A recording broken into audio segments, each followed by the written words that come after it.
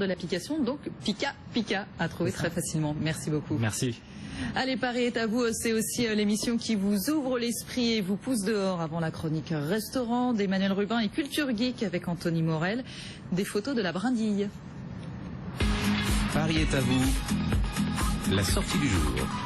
Jonathan Gervosson, bonjour. Vous êtes le fondateur de la galerie Arcube. C'est comme ça hein, qu'on prononce. Tout à fait. La galerie Arcube, située en plein cœur de Saint-Germain-des-Prés, place Fürstensberg, qui est pleinement dédiée à l'art contemporain. Est-ce que vous pouvez, vous qui êtes le fondateur de cette galerie, nous raconter un petit peu votre idée de départ? Alors l'idée de la galerie qui aujourd'hui a 4 ans est de présenter des artistes qui sont coup de cœur plutôt que d'être spécialisé sur un médium spécifique. J'expose principalement de la photo de par des belles rencontres que j'ai fait dès le départ avec des grands photographes comme David Hamilton, Manolo Chrétien, Peter Claesen ou récemment Helmut Newton. Et j'ai eu envie, avec toute la médiatisation qu'il y a eu autour des 40 ans de Kate Moss, il y a un an... Alors juste pour finir, on va y venir à cette exposition, la galerie Arcube, donc essentiellement de la photo. Vous choisissez là, c'est uniquement des grands noms ou vous donnez la parole aussi à des gens moins connus? Alors j'expose principalement des gens connus, mais il suffit que j'ai vraiment un coup de cœur et que je me dise que ça rentre dans la ligne que je veux donner à la galerie pour qu'un artiste puisse intégrer la petite écurie que j'ai mis en place. Vous travaillez aussi avec les entreprises. Vous aimez mettre en lien les artistes et les entreprises? Oui, tout à fait. Je place, si je puis dire, des artistes, des œuvres d'artistes dans des entreprises. C'est toujours très important d'intégrer l'art dans des univers où ils n'y ont pas forcément accès. Et c'est une démarche qui plaît, qui séduit les entrepreneurs. Et ça s'est fait avec les rencontres que j'ai pu faire à la galerie. Ce sont eux qui ont été force de proposition. Et donc, je leur ai présenté ce que j'avais sous la main et qui pouvait correspondre à l'image de leur entreprise. Et je fais ça assez régulièrement maintenant. Et c'est un axe vraiment intéressant pour moi intellectuellement et pour développer le business de la galerie. C'est un joli prolongement de vos histoires. Alors donc, je disais des photos de la brindille. J'imagine que beaucoup d'entre vous, téléspectateurs et auditeurs, vous savez qui est cette brindille. Bien entendu, on parlait de Kate Moss. Et vous me disiez, donc, Jonathan Gervosson, vous aviez envie de rebondir sur les 40 ans de cette brindille et revenir justement au moment où elle était brindille. D'ailleurs, elle est toujours. Mais... Voilà, c'est, comment dirais-je, j'ai un peu grandi avec Kate Moss comme beaucoup d'entre nous. Elle vient d'avoir 40 ans comme moi. C'est marrant, nous on a un peu plus changé, vous trouvez pas? Voilà, elle a la chance de mieux vieillir que d'autres. Et alors, donc, je trouvais intéressant de mettre en avant les débuts de sa carrière professionnelle. Et avec une artiste qui s'appelle Kate Garner, nous avons mis en place une exposition de photographies qu'elle a prises alors qu'elle avait à peine 16 ans.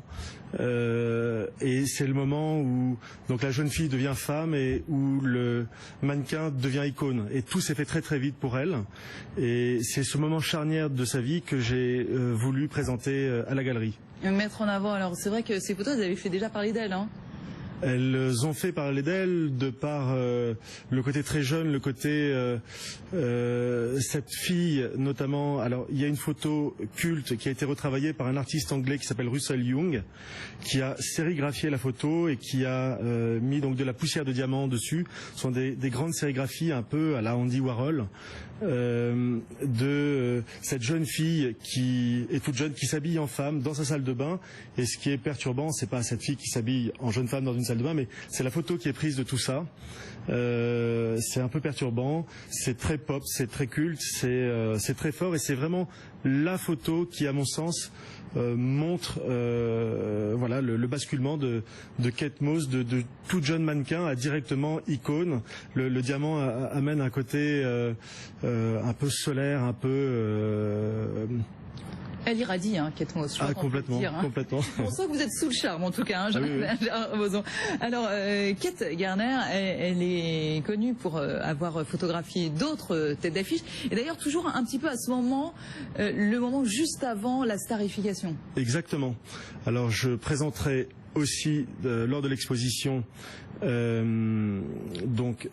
d'autres de ses œuvres, d'autres de ses portraits, dont des stars comme Tilda Swinton, Vanessa Paradis, David Bowie et d'autres, qui sont effectivement photographiés au moment où ils deviennent réellement stars. Et donc ça, c'est à découvrir à partir du 20 février. Et donc ce qui est vraiment chouette, et je tenais à le dire, c'est que je suis partenaire de la société Neolux, qui est spécialisée en éclairage à LED et qui permet donc ces œuvres qui sont mouchetées de poussière de diamant.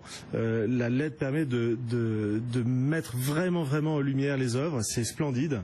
Et j'ai eu un petit coup de pouce et ça donne à ces œuvres toute la dimension qu'elles méritent. Voilà. La dimension artistique. Et l'année prochaine, vous travaillerez avec Saint-Exupéry, c'est ça? Alors, j'ai déjà fait une exposition l'an passé pour les 70 ans de la disparition, les 70 ans de la naissance du Petit Prince.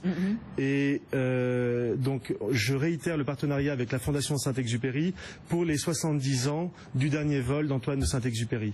Et l'exposition aura lieu cet été. Voilà. Bon, on reste dans l'univers des étoiles. Avec voilà. Ce sera à suivre en attendant à partir du 20 février pour découvrir Kate Moss comme vous ne l'avez jamais vu, qui irradie la galerie Art Cube. C'est donc à partir du 20. Jonathan Gervoson, merci beaucoup à vous. Allez, petite pause gastronomique de couvert avec Emmanuel Rubin chez Eggs & Co dans le 6e arrondissement de Paris.